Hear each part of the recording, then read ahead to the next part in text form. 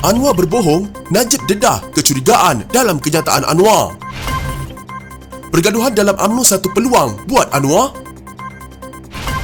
Zaid gesa Barisan Nasional tamatkan pendakwaan terpilih jika menang besar. Ketua Pemuda UMNO cabar 3 kata Saman Zahid. Syahidan gesa Lembaga Disiplin UMNO panggil Tajudin.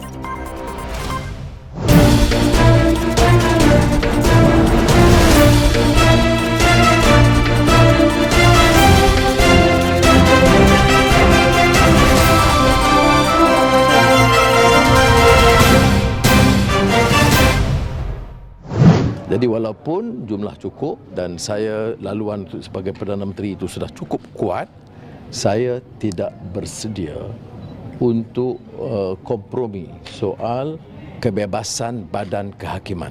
Datuk Seri Anwar Ibrahim didakwa tidak berkata benar dalam dakwaan Datuk Seri Najib Razak meletakkan syarat kes mahkamah mensabitkannya tidak diteruskan untuk menyokong Presiden PKR itu menjadi Perdana Menteri. Najib berkata, beliau sama sekali tidak pernah meminta sesiapa untuk menggugurkan kes yang dihadapinya. Langsung tak benar apa Anwar kata, saya tak pernah minta sesiapa untuk gugurkan kes saya melalui pengaruh politik, kata bekas Perdana Menteri itu dalam kenyataan. Semalam Anwar mendakwa Najib ada memberi surat akuan bersumpah untuk menyokong beliau menjadi Perdana Menteri, namun dengan syarat kes mahkamah mensabitkan bekas Perdana Menteri itu tidak diteruskan. Ketua pembangkang itu bagaimanapun enggan menuruti kehendak Najib dan membayangkan ia sebagai punca dia gagal mendapat sokongan mencukupi. Sementara itu Najib membayangkan segala tindakannya adalah berlandaskan keputusan yang dibuat oleh parti. Saya adalah orang parti dan saya akan sentiasa taat kepada keputusan parti, katanya. Dalam pada itu ahli parlimen pekal tersebut melahirkan rasa curiganya terhadap dakwaan Anwar bahawa beliau mempunyai sokongan ahli parlimen yang mencukupi untuk diangkat menjadi Perdana Menteri. Najib berkata sekiranya Anwar mempunyai sokongan, sudah tentu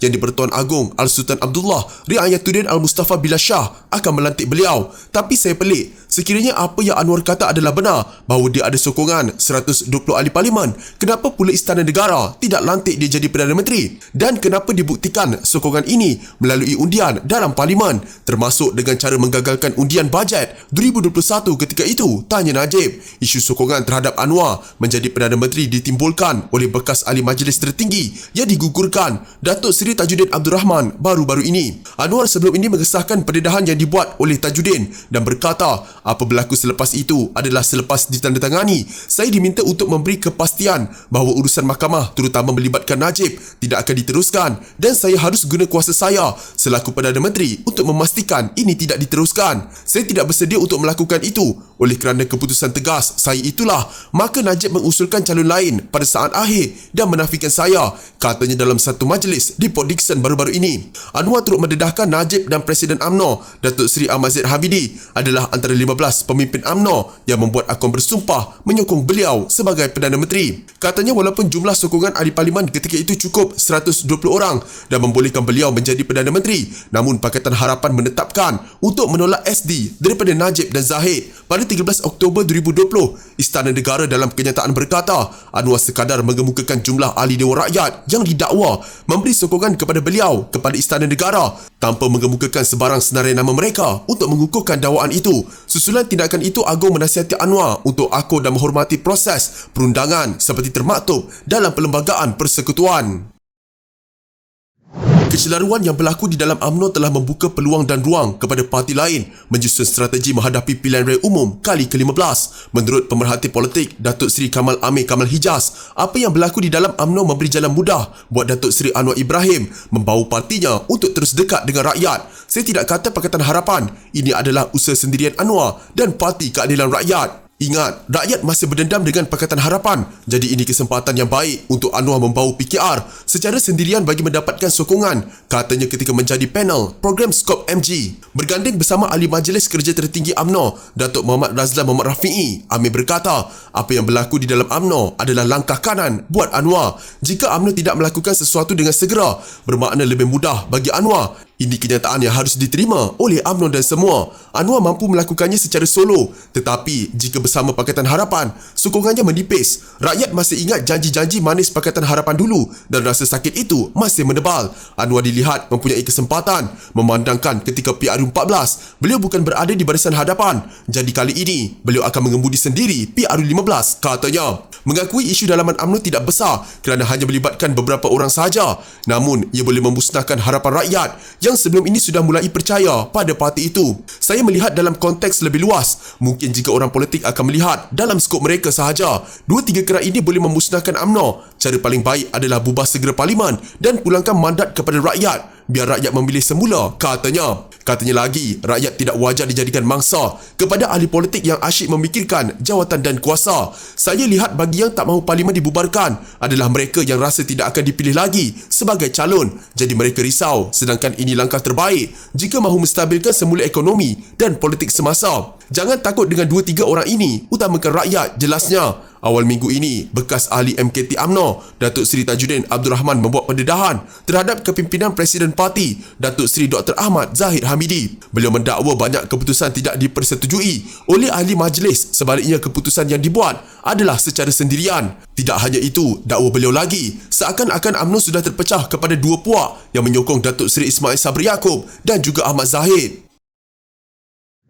Zahid Ibrahim berharap Barisan Nasional dapat mengubah sistem keadilan negara bagi menamatkan amalan pendakwaan terpilih jika menang dengan majoriti besar dalam pilihan raya umum akan datang. Kalau Barisan Nasional boleh menang, kamu ada majoriti besar, kamu boleh ubah semua ini, kata bekas Menteri Undang-Undang itu. Katanya, tugas sebagai pendakwa awam juga mesti dipisahkan daripada peguam negara bagi mengelakkan salah guna kuasa dan amalan balas dendam politik berterusan. Memberi contoh, Zahid berkata, pendakwaan terpilih berlaku pada kes Presiden UMNO, Zahid Hamidi dan bekas Perdana Menteri Najib Razak. Dalam kes Zahid, duit dari syarikat sama untuk benda yang sama dibagi kepada A, B, C, D, E, tapi mereka tak didakwa. Ini pendakwaan terpilih, katanya dalam rancangan Bual Bicara Hello Malaysia. Dalam kes Najib pula katanya, terdapat pendakwaan di New York dan Abu Dhabi yang menyaksikan hukuman penjara dikenakan berkaitan kes 1MDB. Bagaimanapun di Malaysia katanya, pihak pendakwaan hanya menyasarkan Najib. Adakah masuk akal ibu pejabat penipuan itu di Malaysia,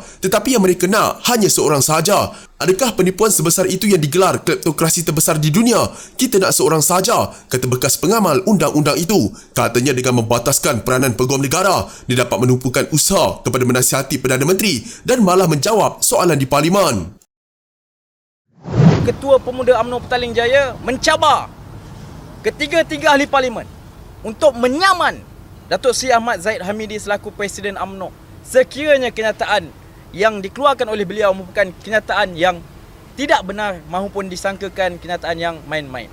3 ahli parlimen UMNO yang keluar parti dan menyertai Parti Pribumi Bersatu Malaysia selepas pilihan raya umum ke-14 dicabar untuk menyaman Datuk Seri Ahmad Zahid Hamidi jika kenyataannya di Mahkamah Tinggi Kuala Lumpur pada Selasa lalu bahawa mereka melakukannya untuk menyelamatkan diri daripada disiasat Suruhanjaya Pencegahan Rasuah Malaysia tidak benar. Desakan tersebut dibuat Ketua Pemuda UMNO bahagian Petaling Jaya Azlan Abu Bakar bersama Badan Bukan Kerajaan Gerakan Tuntut Malaysia bagi memastikan ia bukan perkara yang remeh atau hanya boleh dinafikan melalui kenyataan. Menurut Azlan, jika kenyataan Presiden UMNO itu tidak diberi perhatian untuk tindakan lanjut oleh SPRM, ia dibimbangi akan menjejaskan kredibiliti Suruhanjaya tersebut. Ahli Parlimen terbabit ialah Datuk Seri Mustafa Muhammad Jeli, Datuk Mas Ermiati Ghazali Masjid Tanah dan Datuk Dr. Nur Azmi Ghazali Bagan Serai. Kita tidak mahu mereka ini sekadar keluarkan kenyataan media, iaitu dengan menafikan tidak, ia bukan perkara yang boleh dianggap remeh. Kalau perkara ini akan menyebabkan integriti, kredibiliti Suruhanjaya itu tercela, maka dokumen yang kita sertakan ini adalah susulan daripada kenyataan sumpah Ahmad Zahid di mahkamah. Selain itu, beliau juga bersedia mengemukakan bukti seperti apa yang disebutkan beliau terhadap nama-nama yang dinyatakan itu, katanya. Beliau menyatakan demikian selepas menyerahkan dokumen berkaitan penyalahgunaan wang parti oleh 3 ahli parlimen UMNO kepada SPRM. Pada Selasa lalu, Ahmad Zahid Hamidi memberitahu Mahkamah Tinggi Kuala Lumpur bahawa 3 ahli parlimen UMNO keluar parti dan menyertai Parti Bersatu selepas PRU14 kerana ingin menyelamatkan diri daripada disiasat SPRM. Beliau berkata ketiga-tiga ahli parlimen itu adalah antara ahli UMNO yang memenangi kerusi parlimen pada PRU14. Tambah Ahmad Zahid, individu yang terlibat telah diberi amanah mengendalikan dana PRU, namun wang berkenaan tidak digunakan untuk PRU bagi pergerakan Puteri UMNO. Menurut Azlan, tindakan itu juga bertujuan menggesa SPRM membuka kertas siasatan serta meneliti lebih terperinci akuan atau kenyataan sumpah yang dinyatakan oleh Ahmad Zahid. Kita tahu ketiga-tiga ahli parlimen ini awalnya telah disiasat SPRM, tetapi setelah mereka melompat ke Bersatu pada PRU14, jelas memperlihatkan mereka ini bebas daripada segala tuduhan maupun kesilapan yang pernah dibuat seperti yang dikatakan Presiden UMNO. Jadi biarlah dokumentasi ini didedahkan oleh SPRM sendiri dan saya percaya dokumentasi ini akan membuat sesetengah pihak tidak akan senang duduk, ujarnya.